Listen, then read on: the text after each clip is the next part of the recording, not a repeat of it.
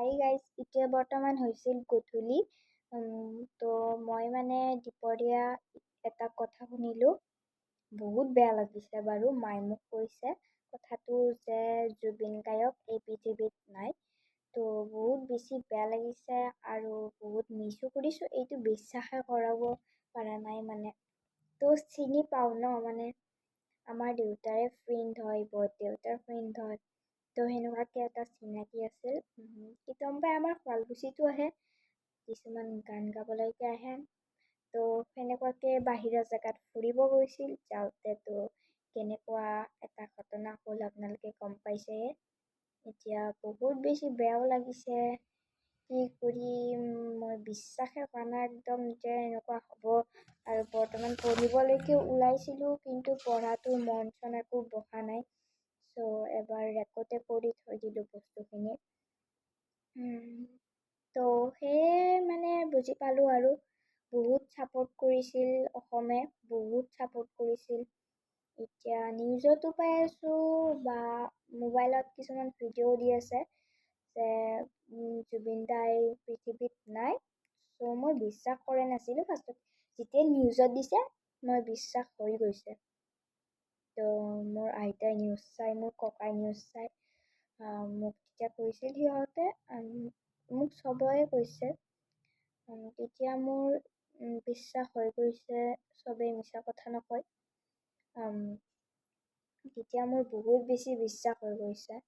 আৰু এনেকুৱাকৈ বিশ্বাস কৰাটো বহুত বেছি টানৰ কথা বাৰু।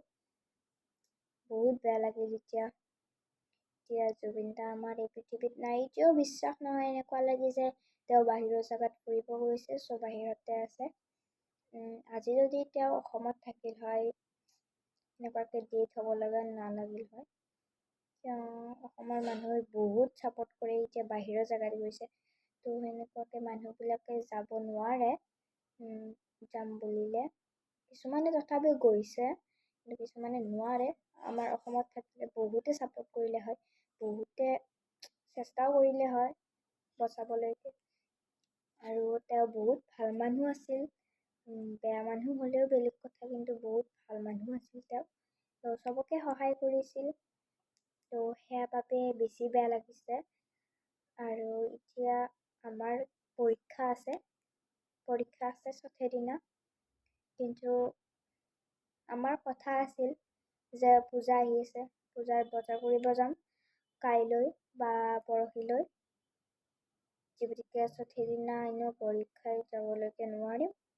এতিয়া খবৰটো শুনিলোঁ, বহুত বেছি বেয়াও লাগিল। এতিয়া বজাৰৰ চিন্তা মৰা নাই আমি, বজাৰত যিকোনো হ'ব, লগা হয় বজাৰে নকৰোঁ। কিন্তু এনেকুৱা এটা কথা বিশ্বাস কৰাটো পাৰি নেকি? কেনেকুৱা এটা কথা হৈ গ'ল, বিশ্বাসো কৰিবলৈকে নোৱাৰিম মই এই কথাটো। তো তাকে ৰিকুৱেষ্ট কৰিছোঁ, তেওঁ য'তে থাকে ভালকৈ থাকক। আৰু আমি তেওঁক সদায় ছাপোৰ্ট কৰি যাম। এতিয়া সৰু হৈ পিনে বাৰু এই কথাটো ক'বলৈকে নালাগে, কিন্তু তথাপিও কৈ দিছোঁ, বহুত ইম্পৰ্টেণ্ট হয়। আৰু তেওঁ আমাৰ গায়ক হয়। এতিয়া যি গায়ক আহক বিশ্বাস একদম নকৰোঁ। বেলেগ গায়কক বিশ্বাস কৰাটো অলপমান টান, এওঁক যেনেকুৱা আমি বিশ্বাস কৰিছোঁ। এতিয়া তাকে ভগৱানকো আপোনালোকে প্ৰাৰ্থনা কৰিব, য'তে আছে যাতে ভালকৈ থাকোঁ।